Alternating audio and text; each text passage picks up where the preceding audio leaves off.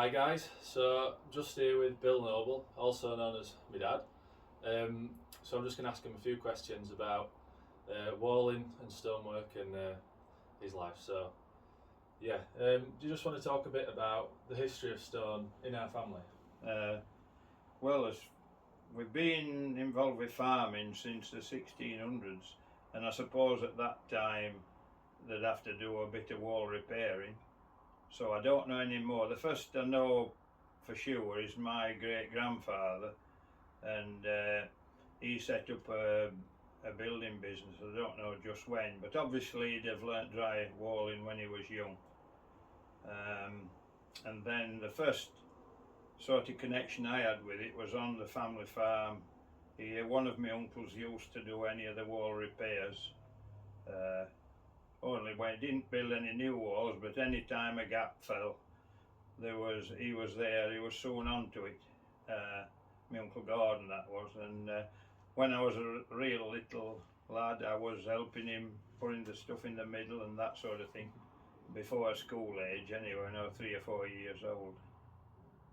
And I suppose then from that really I got working in farming when I was in my teens, and again it was part of the job. If you were a farm worker and any walls fell down, you were sent to repair them, and I suppose I just picked it up as I went along, and it was something I took to. I seemed to be pretty good at it, and it sort of went from there.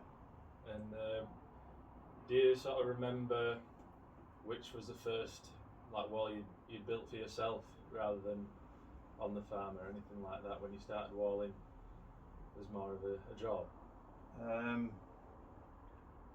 Well, I did what I did even when I was working on farms. I was doing a few jobs for other people, Right, yeah. just occasional ones. And I remember one that it was up to Osmouth, and a chap had forgotten to take a corner in his car, and he went straight through a wall. And I did that for him. I think it's on a bad bent, so subsequently it got knocked down again, but I did it that time. Yeah. And were there a lot of people walling back then, as many as now, or? Oh no, it has changed. I mean, then it was basically just farm workers repairing walls on the farm that they worked on. There wasn't really people like dry stone wallers making a living at it. There was one chap I remember did some, and he got doing some round gardens, that sort of thing, roadside walls. But basically, no, there wasn't the amount of walls that there are now. No, so it has changed a lot. Yeah, And yeah. When you did start walling more, do you have a particular job in mind that was like your favourite thing you did, or memorable jobs like that sort of thing? Well, I suppose later on that all comes into the time when I got to know wallers from a wider area. Yeah. Because before I'd just been round here, not seeing anybody much I thought were any good.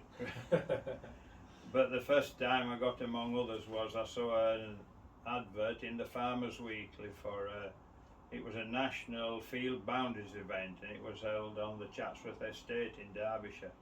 And so I put my name down, and I entered this competition, and it was an eye-opener, quite different seeing some people that actually were good. And I was very pleased because it was my first competition and I came third, so I thought, well, not so bad. Not so bad. And then that started me off. I joined the Dry Stone Walling Association. I can't remember just where. And then I got going to the Yorkshire branch meetings, and then we had some competitions there. And I remember one competition particularly because that was where I met Stephen Allen, who he turned into a great friend of mine. I just went up after he won the competition, and he was only young then, and I complimented him on his wall because it was a real good piece of work. And then I met him a few times after that, and then when he got some big jobs and working away, he invited me onto his team to be part of it. So So that was a bit special. And the one job that I really enjoyed, one of the jobs with him, was the first time we did some work at Chelsea Flower Show. There'd been some, well, it was designed by Sarah Raven, who's well known in the gardening world, and the stone had come down from Scotland to be used. It was a basalt, which I'd never used before, but it was a great job. I really enjoyed it. It went very well, and it was good looking around all the other gardens there. And there was a chap who'd been attending regular for donkey's years, and to do with landscaping, that sort of thing, and he said it was the best thing he'd seen all the time he'd ever been. So that was, but it didn't, it got a silver gilt medal, which is pretty good, but somebody said it was the planting that sort of let it down somehow, not the walling. That's so that was good. And then I went I did another 2 gardens there with Stephen. One Christopher Bradley Hall was the designer of one of them. That was brilliant, and we even rebuilt it again in Sweden the year after, so that was a bit exciting. And then the last one I did was it was the Sheikh of Abu Dhabi who was sponsoring that garden. Again, Christopher Bradley Hall designed it, and it was really interesting. I mean, they've got these big date palms in, and one of them didn't seem to be up to much, so they decided they'd fly another one in, so they got a jumbo jet just to bring a tree. Chartered a jet just for that. Yeah. Which seemed a bit excessive, but that's what things that they did at Chelsea. Yeah, not very environmentally friendly. No. I think it'd really be frowned on now. It's about 20 years since we did that. But and also through Stephen, working for the artist Andy Goldsworthy, been a few times on there. I've been 3 times to the States, and 1 or 2 jobs in England as well. Yeah, there's one at the Yorkshire Sculpture Park still, and yes, yeah, that was interesting. That myself and Steve, there were a few others of us. There's a few in the team, quite a lot at sometimes, but myself and Stephen built the piece called Outclosure, which is a big circular wall about 2 meters high, without any doorways into it. So that's all part of the theme behind his idea for it. People excluded. That so it's been terrific, really. I would never have imagined when I started doing field walls, gaps in field walls, that I'd get to places like that. And it does seem like it's carrying on in that kind of way for the walling industry now. How does it seem, the walling industry now, compared to even 20 years well, ago? it's great, because a lot of people have decided they'd like dry stone walls around the properties where they didn't think of it before, and in some areas the councils have insisted as part of planning applications that there has to be walls around. So it's created a lot more work, and people feel able to take it on as a full-time job. I mean, there was a while ago, what sort of started a lot of walling off, there was quite a lot to do with grant schemes. It was about 20 odd years ago maybe, whereas there was a good a percentage of the wall was paid for by a government scheme for a farmer who would take it on. So a lot of wallers started at that time. They just got into it then. And of course it's a bit different now, because with the association there's a lot of training schemes where people can actually be taught how to do it, whereas in the old days we more or less, well, we knew stuff, but we had to pick a lot of it up just by doing it, whereas if they're taught very well now, if they have an aptitude for it, they can go on. And you would have picked a bit up from competitions and... Oh, competitions are one of the best learning thing I ever did, because we're going around the country. I was using other stones which I'd never used before. Where we are here, it's just sandstone, some thin flat stuff, some big rough coarse stuff, but it's still the same geological type, whereas I've walled granites and schists and God knows what, so limestones, basalt, and you name it, we've had a go on it, and it's a really good learning curve because you learn how to deal with all sorts of stone then. It was great.